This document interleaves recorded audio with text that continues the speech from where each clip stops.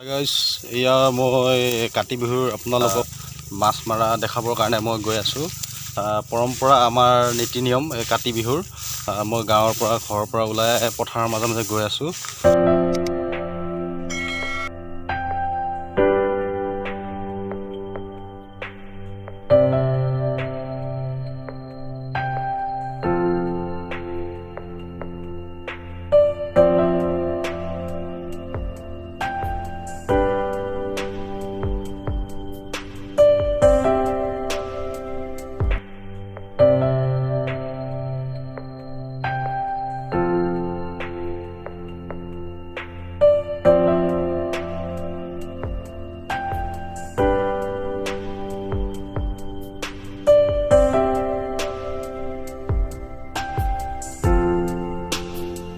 Hi guys, পূজাৰ বাবে সম্পূৰ্ণ সামগ্ৰীবোৰ মই সংগ্ৰহ কৰা হৈ গ'ল। গতিকে আৰু এই সামগ্ৰীবোৰ মই ক'ৰ পৰা কেনেকৈ সংগ্ৰহ কৰিছিলোঁ শেষলৈ চাই থাকক আপোনালোকে।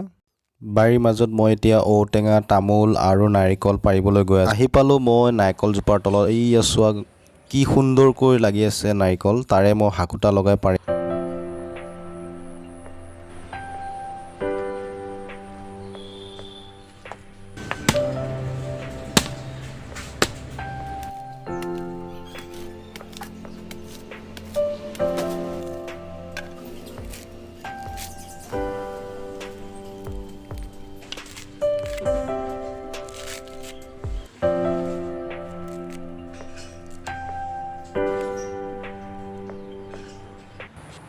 বহুত ওপৰত আছে ঔটেঙাবোৰ।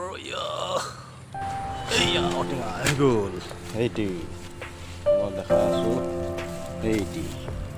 এইটো ঔটেঙা এইটো বাবা, এইটো ঔটেঙা এইটো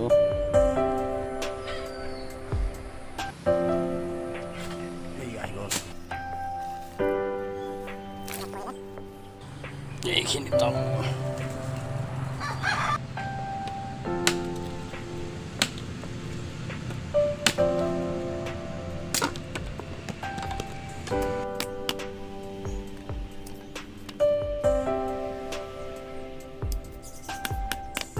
এই বাঘ এডাল কটা কাৰণ হ'ল টঙাল বনাব লাগে চন্দলাৰ বাবে।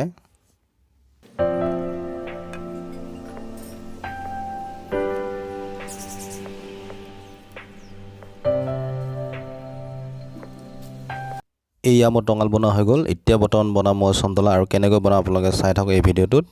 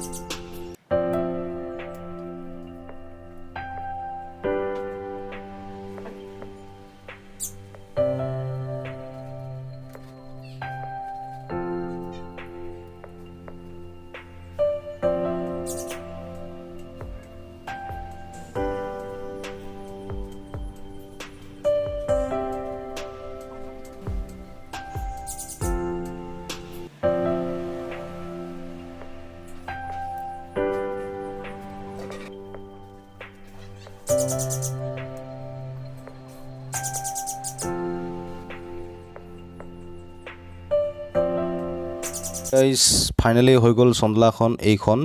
আৰু মই ইমান ভালকৈ বনাব নাজানো, কাৰণ মই বহুত বছৰ নবনাকৈ থাকিলোঁ, গুৱাহাটীত থাকিলোঁগৈ। গতিকে গাঁৱৰ ল'ৰাবোৰে বা বয়সস্থ মানুহে ভালদৰে বনাব জানিব।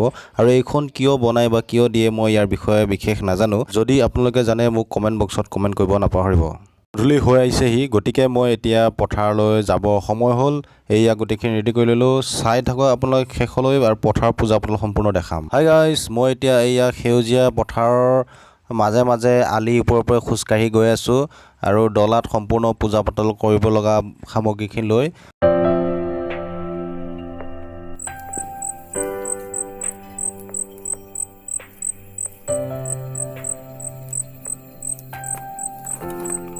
এইটো হৈছে তুলসী পানী।